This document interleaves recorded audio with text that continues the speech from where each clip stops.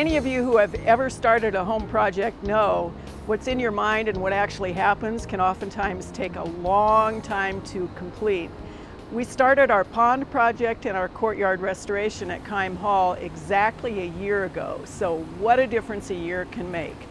We were in a pattern when we were under the initial construction where we started with the contractor having to still deal with some building issues. We had a boatload of rain, we had mud, we had temperatures that were really sort of like a sauna, especially in this enclosed space, and we were under a deadline.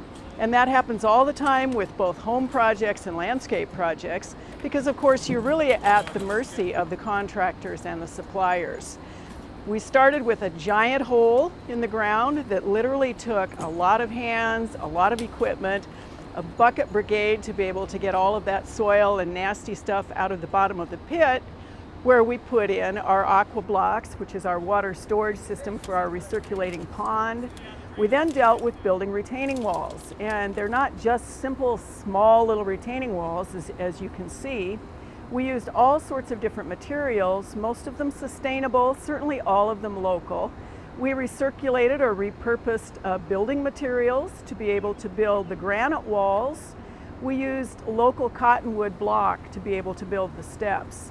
And then we went and got giant boulders from a local company and had the interesting experience of getting them out of the pile, into the bucket of the Bobcat, down to the dock, into the wheelbarrow, through 2 sets of doors, and into this courtyard to be able to get them set without killing anybody or running into anything along the way.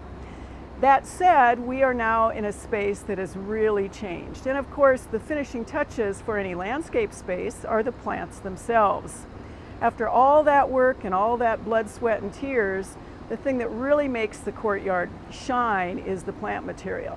It's set off, of course, by the contrast in color and texture with some of our paving materials, including the Belgard block that we used laid on sand to be able to get people up and around and circulate through the courtyard, the beautiful blue stone that was a portion of the building itself, and then, of course, that emerald green turf.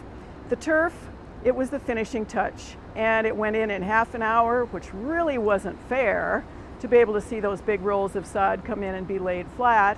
And then the Bella bluegrass, of course, had to be plugged. So within a year's time, we went from essentially a turf space with 3 trees, nothing for people to be able to use or access, to a courtyard that is already becoming a wonderful place for people to relax and enjoy their time outdoors.